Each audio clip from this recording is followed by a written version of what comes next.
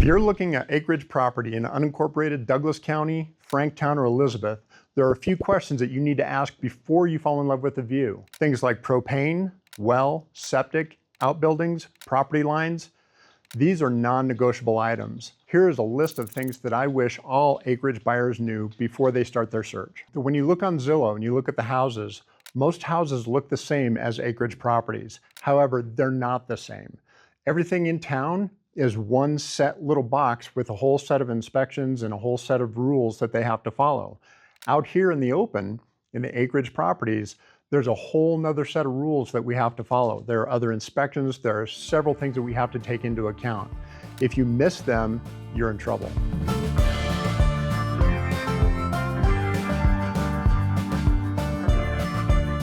Let's talk about the different types of wells. You've got household wells and you've got domestic wells. These are completely different types of permits for these types of properties. When you've got a household well, that means that you can use it for the house, but you can't use it for anything else on your property, for irrigation, for livestock, or anything like that. If it's a domestic well, then you can use it for your house, and you can use it for irrigation, you can use it for animals that you may have on the property. However, they are regulated by a certain number of gallons per minute. Once you've determined the type of well you have, then you have to start thinking about inspections. You have different inspections that go with the well. You have certain things that you need to look for, you have certain things that you need to measure. These are all things that a specific well inspector is going to take care of for you. The different things that you have to look for are the flow rate, which is gallons per minute. You would think that just flow is flow, right? Well, out here, you have to make sure that your pump is able to keep up with the usage. For a household use, a half a gallon per minute is the actual acceptable level. However, here, everybody's looking for about 5 gallons per minute. If you're looking at livestock and anything out here, irrigation, up to 15 gallons per minute is what they're looking for with the state. Other things that you want to take into consideration are water quality. You want to look at E. coli, bacteria, pH, total dissolved solids, nitrates. These are all things that you can test with the well inspector. They cost a little bit extra, but it's well worth it. Well worth it, get it? All right, moving on. Different things that you want to get, you have to pay for all these different tests, of course. So just a normal well inspection is anywhere from $100 to $300. They'll test the flow rate, they'll make sure that the pump is okay, make sure everything is working properly.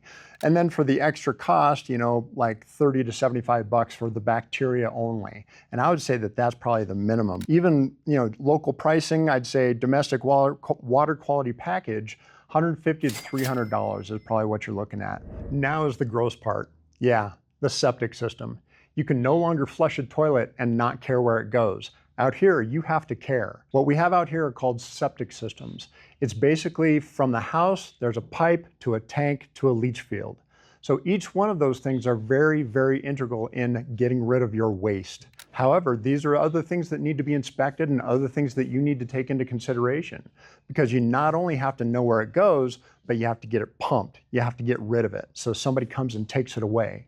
A septic system in Colorado usually is entailed by the pipe running from the house into a storage tank. Now the storage tank has this other thing off the top, and it basically gets rid of the liquid waste out into a field, and it's called the leach field. And that gets rid of all of that. Now, what you'll need to get is a septic inspection, and you'll have to get approval by the county in order to transfer the rights for using that septic system. The county has to know that your septic system is working and working well. These are things that you have to pay attention to, because if it's not, could be a pretty high dollar item. Okay, now we're past the gross stuff. Whew, good, I'm glad to be over that one. We get to talk about stuff that matters to you on a day-to-day basis. We're talking about internet, electricity, gas, which is your heat, anything that you want to use for that. These are the different things that you have to be concerned about when you live out here in the acreage areas. So one of the things is propane. Propane is one of those things that you need to make your heater work, to make a stove work, to make certain things like that work. In town, it's natural gas. It's usually piped directly to your home. Again, you just don't even worry about it. Here, it's usually a big giant tank that somebody comes and fills with liquid propane gas on a regular basis to make sure that you can actually use it. Now, the cost is going to vary based on the price of oil, which you just never know what that's going to be. But you need to keep an eye on it, because if you run out, you're very, very cold in the wintertime. Another thing is internet, right? Everybody wants internet. It's something that we don't necessarily think about. When we're in town, it's already on our phone. There's a good chance you're gonna have it out here. I think I do have internet out here on my phone. Not great internet, but I have internet. Now, what about to the house? What do you plug your computer into? There are certain things that you can get out here. There's satellite internet. Some of the neighborhoods actually have fiber in them now. You just never know, right? These are just certain things that you have to check into ahead of time. You have to make sure that you're getting what you're looking for, or you're going to be in trouble down the road after you buy it. What about electricity? Now, luckily out here, a lot of homes already have the electricity drug into from the street to the house, and they have electricity for days. Pay for it the same way, everything is great, except when it goes down. For some reason out in the acreage properties, you get power losses a little bit more often than you do in town. That's why you might need to have a generator. Or a lot of homes out here will have generators, and there are a lot of companies that you can talk to that will hook you up with generators. Some have solar, some have batteries for the solar so that you can actually have power if the power goes out. There's a certain thing called living off the grid, which if you do it right, you can live out in the middle of nowhere and be just fine, right? You may not have cell phone access, but you'll have everything else. All right, let's talk about outbuildings. I'm actually standing in an outbuilding on an acreage property. This is one of 2 outbuildings.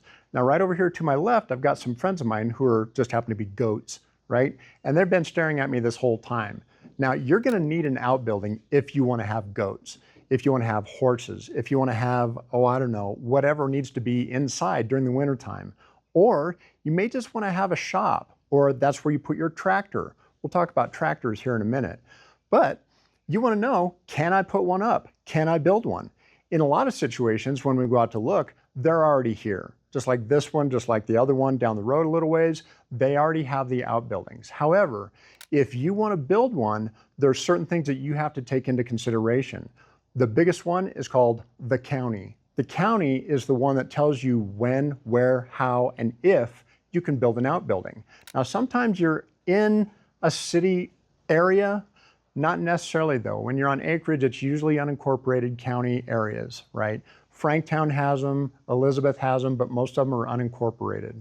Now, when you go to build an outbuilding, you have to go to the county and say, this is what I want to put in. Is it okay to do it?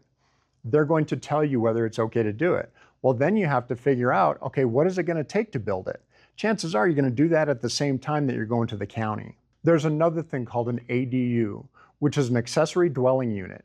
These are becoming more and more popular. What they're used for is that if you want to build an ADU on a property, it means that someone else can live in it. Now, certain things you have to take into consideration with the ADUs, even more so than an outbuilding, is can your septic system handle an ADU, or do you need another one? Now, what about water? Will your well support another living quarters? Or if you need water in an outbuilding, like you need to water your animals, is your well going to be able to support that? Now, usually on a domestic well, you can, but you have to be sure. You have to know that you're going to be able to do that, right? So these are things that you need to know for an outbuilding or an ADU or any type of a structure you're going to build. As long as it's substantial, you'll need to get county approval and you'll need to know exactly how much it's going to cost. Let's talk about the actual cost of ownership. You have to lease the propane tank. You have to pay somebody to come out and take care of it. It's usually going to balance out, but not always. You have to pay somebody to come out and pump the septic out. Now, you're not going to be paying for any sewage system like you do in town. However, these are things that you have to keep up on and make sure that it's pumped on a regular basis. You want to make sure that you're healthy. The well, you just want to make sure that it's running okay. You want to have somebody maintaining the pump, make sure the pump's still working. You do want to test your water quality from time to time just to be sure it's still safe. Long driveways. You have a long driveway now. How are you going to get the snow off of it? Yeah, it snows here in Colorado, sometimes quite a bit. Out here in the acreage properties, you get what's called drifting. The drifts can be very, very tall in the wintertime. You may need something to get that snow out of the way. Now, you can pay somebody to come and do it, or you can get something that will move that snow out of the way for you, like a small tractor or a small bobcat, something of that nature. These are things that you have to take into account. Internet. You may have to pay more for internet to get something substantial. You want to make sure that you get something that's going to work in the area. Now, if you're moving into a property that's already been built, you can usually talk to the owners and find out what they've been using and find out if that's going to be working for you as well. Or you have to do some research and find out if it's going to cost you more to get the speed you're looking for. All right, the actual land that you have to maintain. There's going to be a lot of stuff. Like out here, it's 5 acres. You have weeds to mow, if you're going to mow them, if you're going to put in a yard, if you have a fence all the way around, if you have animals, are you going to have them fenced in? These are types of things you have to take care of. Now, let's be honest, this is not the life for everyone. You have to be sure. So if you're seriously considering buying acreage property anywhere in the unincorporated Douglas County area, or in Franktown or Elizabeth or anywhere out here, I can hook you up with home inspectors, well inspectors, septic system companies, internet companies, and even water attorneys to be able to guide you through this whole entire process. These are not things you want to learn by mistake. I'm Brian Thomas with BTT Real Estate. My contact info is below, so you can call me about this property or any other properties or any acreage properties or questions you might have. Next week, we're going to be walking through a Franktown property that's $1.5 million on 5 acres. You'll get to see what I'm talking about. So subscribe to our channel, and I'll see you next week.